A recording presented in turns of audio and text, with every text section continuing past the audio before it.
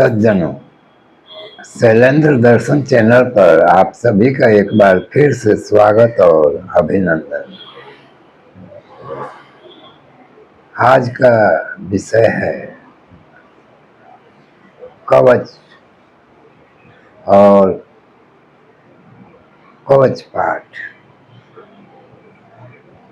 जैसा कि आप सबको विदित है, आजकल प्रतिदिन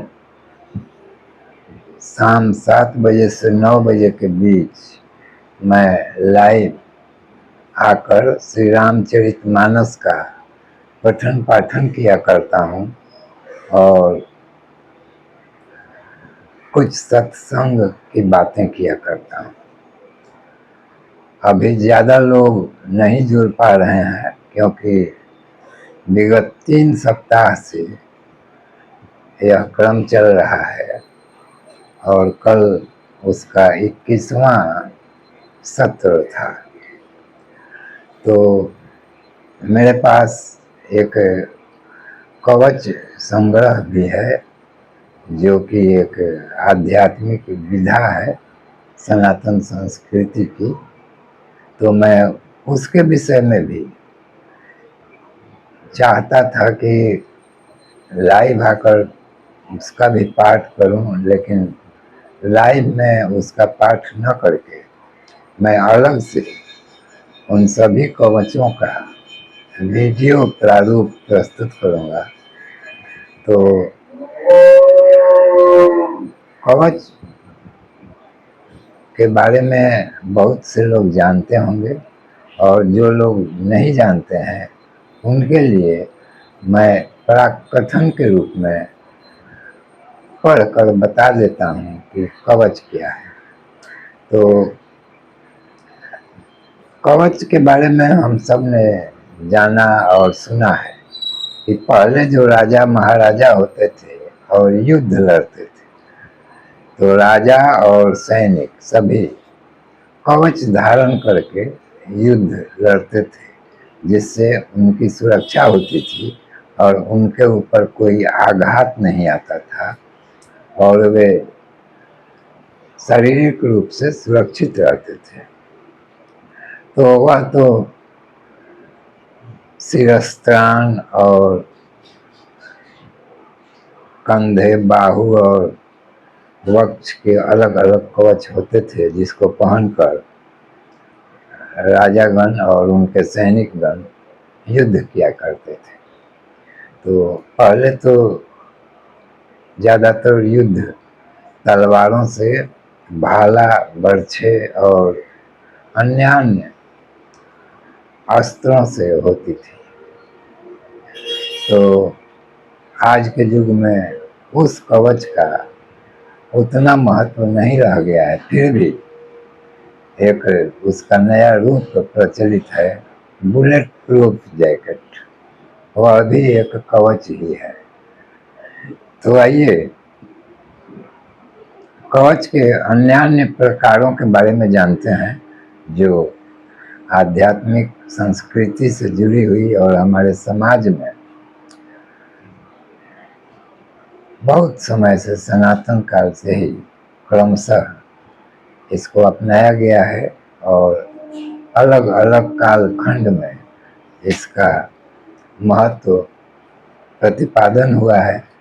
आज कलयुग में भी जो लोग इसको जानते समझते हैं वे इसमें रुचि रखते हैं और इसके पठन पाठन या इसमें जो भी इसके प्रयोग हैं वे करने में रुचि रखते हैं, वे इसको करते हैं।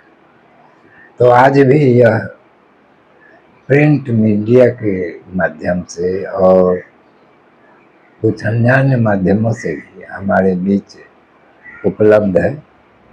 मेरे पास एक छोटी सी कवच संग्रह की गुटिका है जो लगभग 40-50 साल से मेरे पास संरक्षित है और उसके सभी कवचों का तो मैं पाठ नहीं करता हूँ या किया हूँ, लेकिन कुछ कवचों का पाठ मैंने किया है और उसके सुपरिणामों को भी जाना है। तो यह भी श्रद्धा, भक्ति और विश्वास की ही बात है। तो आइए कुछ और प्रारंभिक बातें करते हैं, उसके बाद आज एक कवच का पाठ करके इस वीडियो में संरक्षित करेंगे।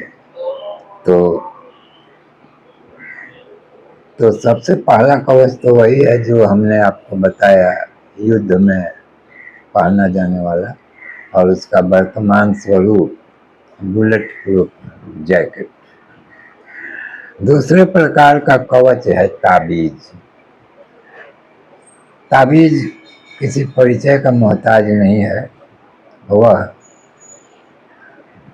अंधविश्वास का प्रतीक बन गया है आजकल, लेकिन फिर भी बहुतेरे लोग उसका प्रयोग करते हैं और ताबीज आज भी अपनी महत्ता के साथ प्रचलन में है। यह अलग बात है कि कुछ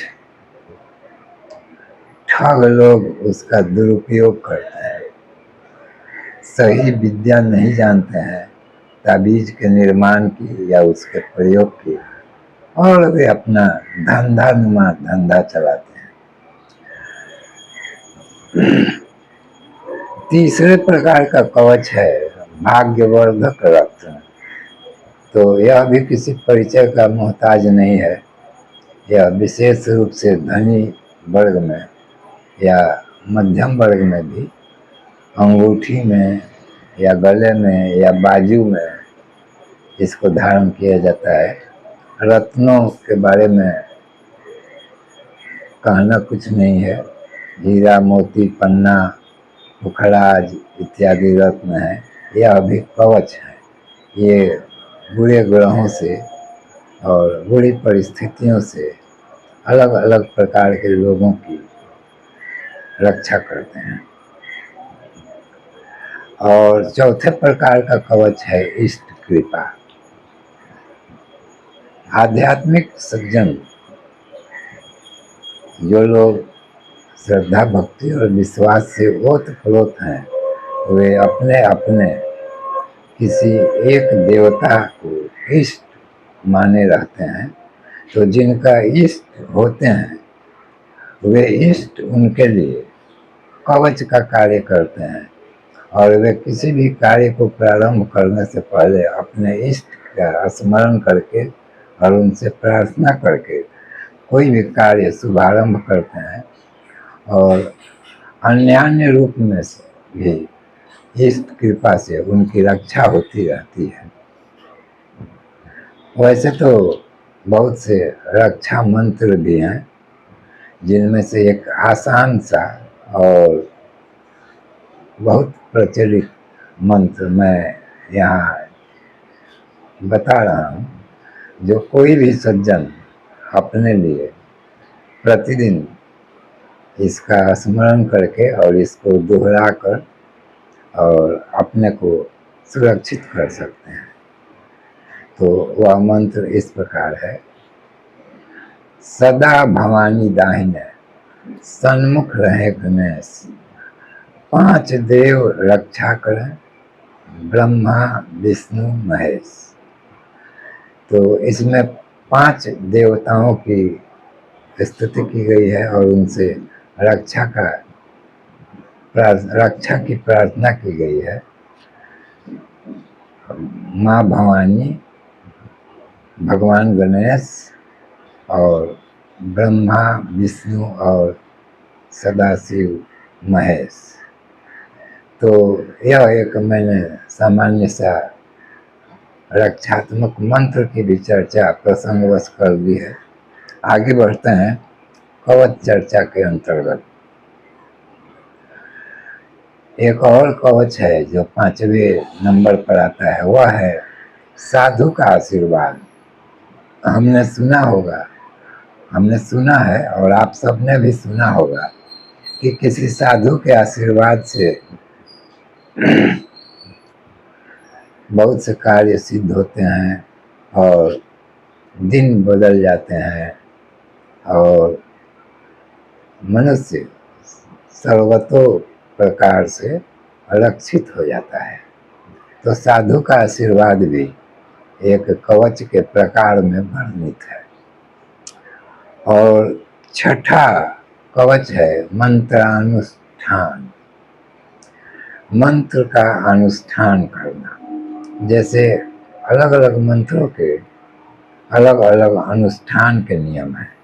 विधि विधान पूर्वक उनका अनुष्ठान करने से वे रक्षात्मक कवच के रूप में व्यक्ति की रक्षा करते हैं, उसके कुटुंब की रक्षा करते हैं, उसके व्यवसाय की रक्षा करते हैं और उसके सब प्रकार से हित करते हैं। और सातवें प्रकार का कवच है कवच, जो मंत्रात्मक ही होता है, लेकिन इसका स्वरूप थोड़ा बृहद होता है। तो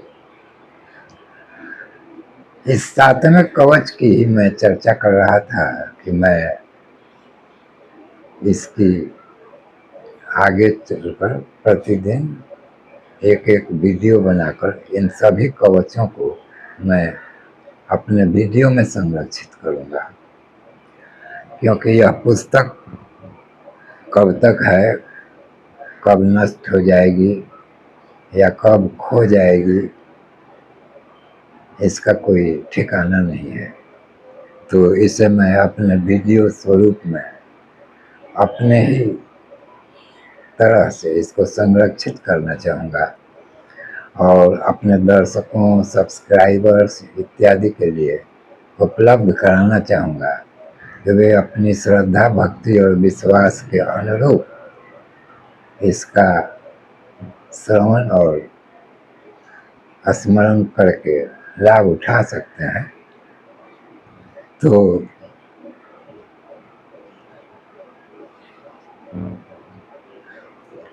इस पुस्तक में वर्णित कुछ बातें मैं पढ़कर बता रहा हूँ।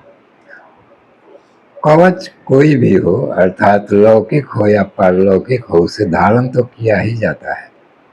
वही लौकिक कवच तो जो युद्ध में प्रयोग किए जाने वाले कवच और आज के समय में बुलेट प्रूफ जैकेट और रत्न इत्यादि कवच हैं, ताबीज, ये सब लौकिक हैं। और पारलौकिक कवच हमारे उपासना के अंग होते हैं, जिनका दैनिक नित्य कर्म में जिनकी उपासना की जाती है। तो उसमें प्रायः स्तोत्र वंदनादि की बहुलता रहा करती है। अर्थात कवच जो है वह मंत्रों और स्तोत्रों और प्रार्थनाओं की एक श्रृंखला सी होती है। तो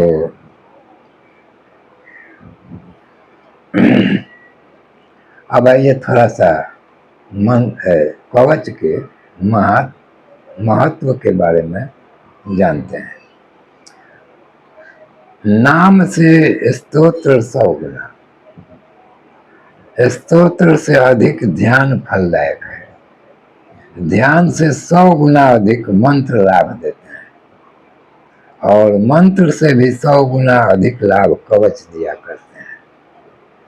तो यह गणना आप समझ सकते हैं कि कवच सबसे सर्वोपरि है। तो अगर इसको गुणक के रूप में देखा जाए तो पुस्तक में वर्णित है, उसको मैं आसानी के लिए पढ़ दे रहा हूँ। सतनाम 100 गुने 1। हमने नाम के विषय में सुना है, देखा है, जाना है, सतनाम, सहस्त्रनाम इत्यादि, जिसमें विष्णु सहस्त्रनाम, लक्ष्मी सहस्त्रनाम, शिव सहस्त्रनाम स्तोत्रम इत्यादि बहुत से देवताओं के और ईश्वर के स्वरूपों के नामों के स्तोत्र हैं और उसमें एक निश्चित संख्या में नामों का श्लोक के रूप में वर्णन है। तो सतनाम से स्रोत 100 गुना, तो मान लीजिए कि एक सतनाम में 100 से गुना करने पर 10,000 की संख्या होगी, तो वह उसके 100 गुना अधिक प्रभावी होती है।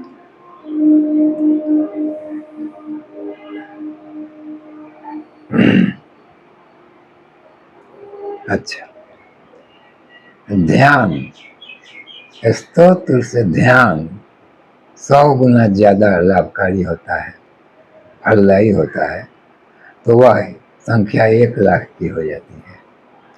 और मंत्र ध्यान से भी 100 गुना अर्थात 10,00,000 गुना, 10,00,000 ज्यादा प्रभावी होते हैं। 100 गुनाएं अर्थात 10,00,000। और मंत्र से भी कवच 100 गुना ज्यादा प्रभावी होते हैं, अर्थात यह संख्या होती है 10 करोड़। अगर हम मंत्र जप करते हैं तो अगर 10,00,000 जप करने से जो परिणाम होते हैं, कवच पाठ करने से उसके 100 गुना अर्थात 10 करोड़ अधिक लाभ प्राप्त होते हैं। यह एक गुणात्मक व्याख्या है। इसको इस प्रकार से नहीं लेना चाहिए कि अब सबसे ज्यादा कवच ही है तो हम कवच पर ही चलें। नाम का अपना महत्व है, स्त्रोत का अपना महत्व है, ध्यान का अपना महत्व है, मंत्र का अपना महत्व है, और धार्मिक ग्रंथों का अपना महत्व है, और कवच का अपना महत्व है। तो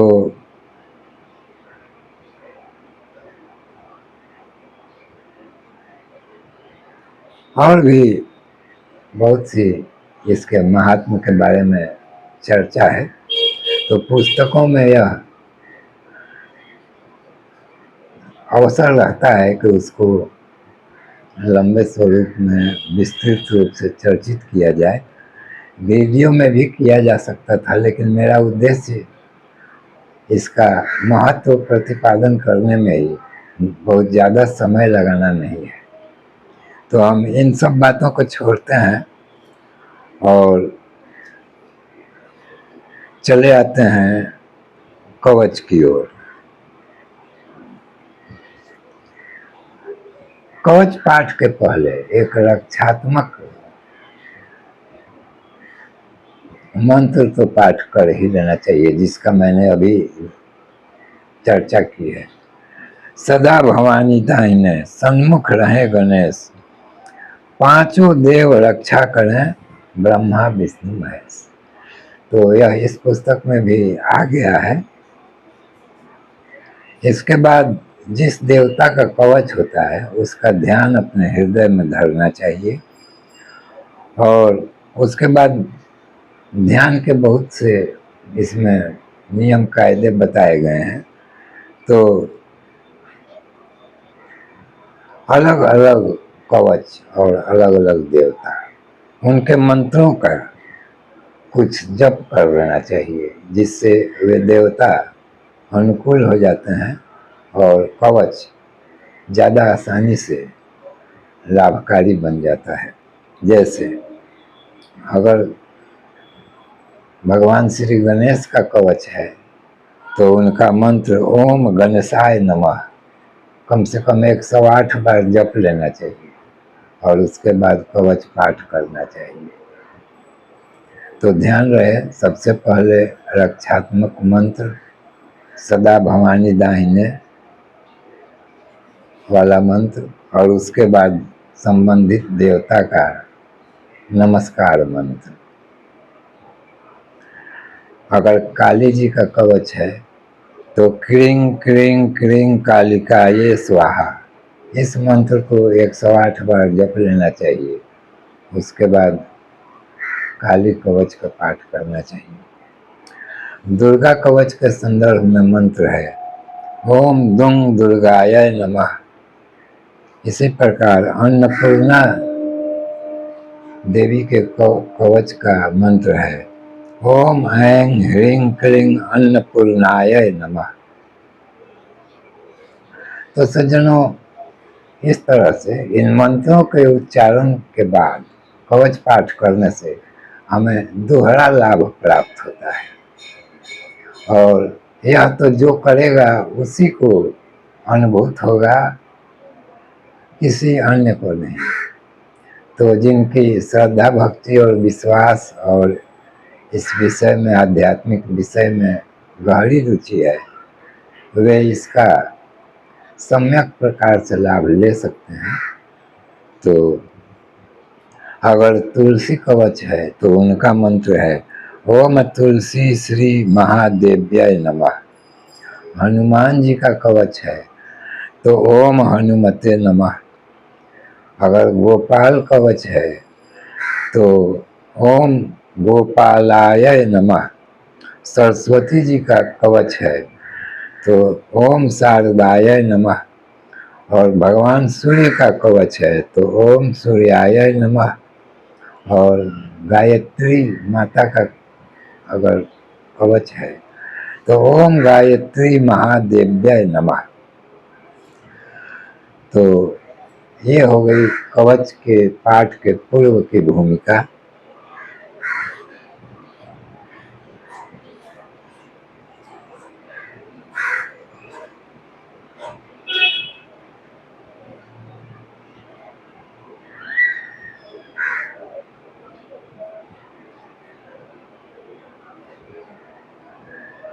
और इसमें तो बहुत विशद वर्णन है, तो उतने विस्तार में हम नहीं जाएंगे।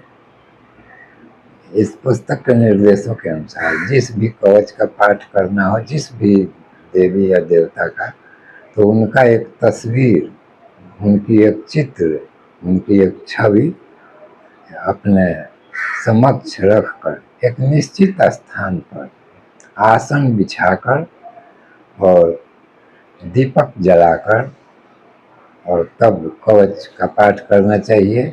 और ध्यान रहे कि उसके पहले रक्षा मंत्र और उस देवी अथवा देवता का नमस्कार या उनका आह्वान का मंत्र, और उसके बाद कवच पाठ। इसको मैंने संक्षेप में वर्णित कर दिया। अब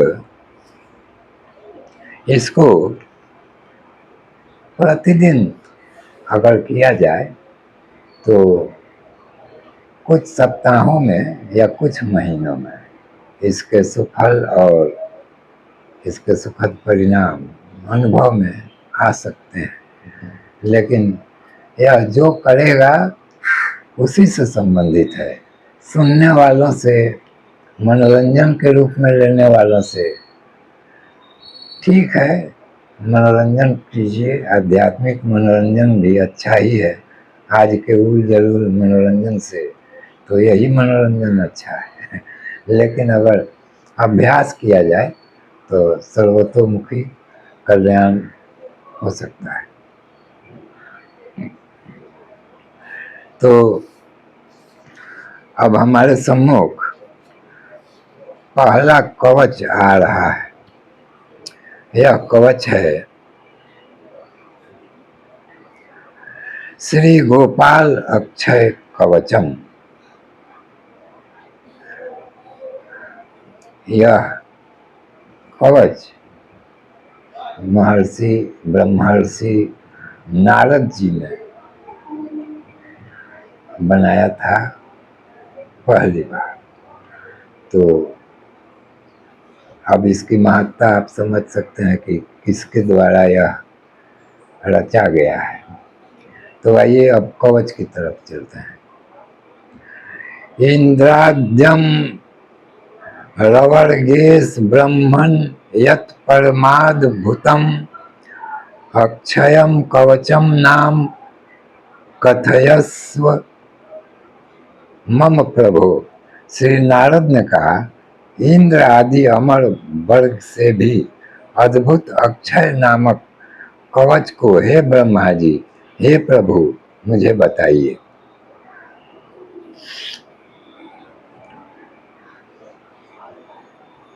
यद धृत्वा अकर्ण्य वोरस्तु त्रलोक के विजयो भवे।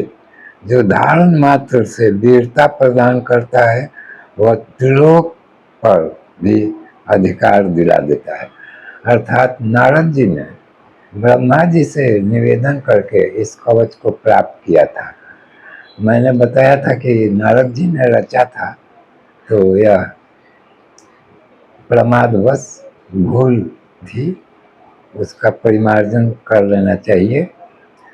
और यह ब्रह्मा जी द्वारा प्रदत्त नारद जी को दिया गया कवच है। हम उसके पाठ और उच्चार अर्थ को पढ़ते चल रहे हैं ताकि मेरे श्रोताओं को समझने में आसानी रहे। तब ब्रह्मा जी ने कहा, श्रेणुपुत्र मुनि श्रेष्ठ कवचम परमाद्भुतम इंद्रादिदेव वृंदैवश्च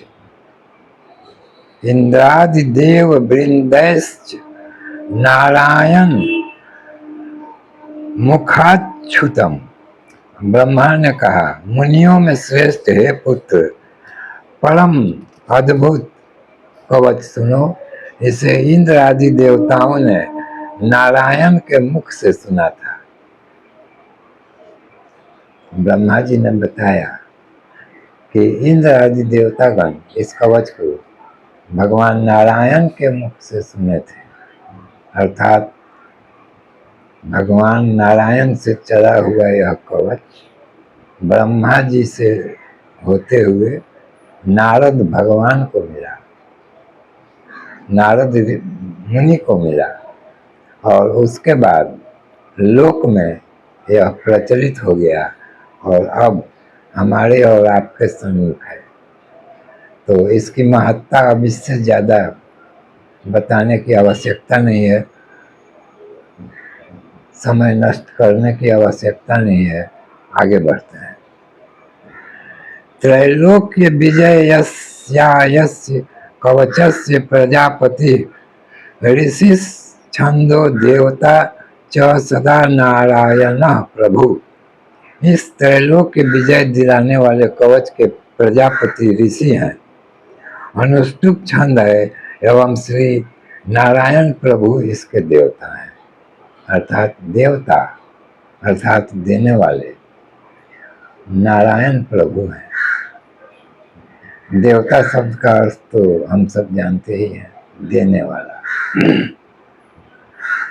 अब इसमें विनियोग किया जाता है, तो विनियोग का मंत्र है, ओम अस्य श्री त्रैलोक्य विजयाल क्षय कवचस्य प्रजापति ऋषि श्री नारायण परमात्मा देवता धर्मार्थम काम मोक्षार्थे जपे विनियोग या पादौ रक्षतु गोविंदो जंघे पातु जगत प्रभु उरुद्वौ केशव पातु कटी दामोदर हस्ततः। गोविंद पाँव की रक्षा करें, जगत प्रभु जांघ की रक्षा करें, दोनों उरुओं की रक्षा केशव करें, कमर की रक्षा दामोदर करें, वदनम श्री हरि पातु नारी देशम च में अच्युतः वाम पार्श्व तथा विष्णुर्दक्षिणम च सुदर्शन। चेहरे की श्री हरि रक्षा करें, नारी स्थान की अच्युत रक्षा करें, बाईं तरफ की विष्णु तथा दक्षिण तरफ की सुदर्शन रक्षा करें। बाहुमूले वासुदेवो हृदयं च जनार्दनः कंठं पातु बालश्च कृष्णश्च मुखमंडलम। कंधों की रक्षा वासुदेव करें, हृदय की रक्षा जनार्दन करें, कंठ की रक्षा वाराह करें, मुखमंडल की रक्षा कृष्ण करें। कर्णों में माधव पातु ऋषिकेशवश्च नासिके नेत्रे नारायण पातु ललाटम गरुड़ ध्वजा। कानों की रक्षा माधव करें, नासिका की रक्षा ऋषिकेश करें, नेत्रों की नारायण रक्षा करें, ललाट की रक्षा गरुड़ ध्वज करें। कोपलम केशव पातु चक्रपाणि शिरस्तथा शिरस्तथा।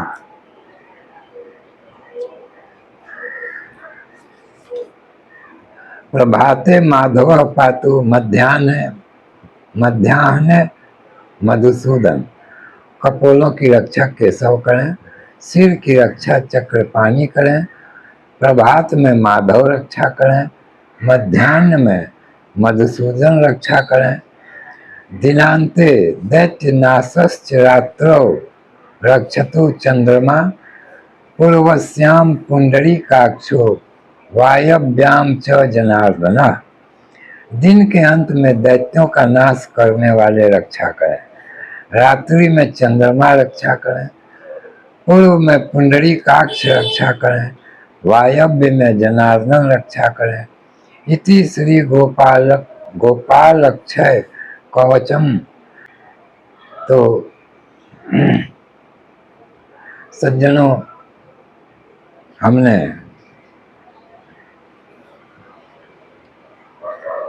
श्री गोपाल अक्षय कवचम का पाठ किया अर्थ सहित, आप सब ने सुना। और उसके पहले कवच पाठ की प्रक्रिया को मैंने संक्षेप में बताया।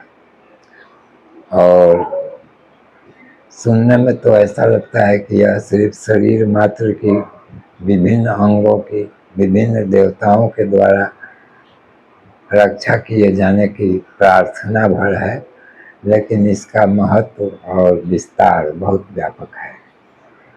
यह अक्षय कवच है, इसका कभी क्षय नहीं होता है। इससे रक्षित मनुष्य सदा सर्वदा विजय प्राप्त करता है। तो आज के इस वीडियो को हम यहीं सीमित करते हैं और कवचों के बारे में परिचय और एक कवच का पाठ आप सबको कैसा लगा, इस बारे में अपने टिप्पणियाँ कीजिएगा।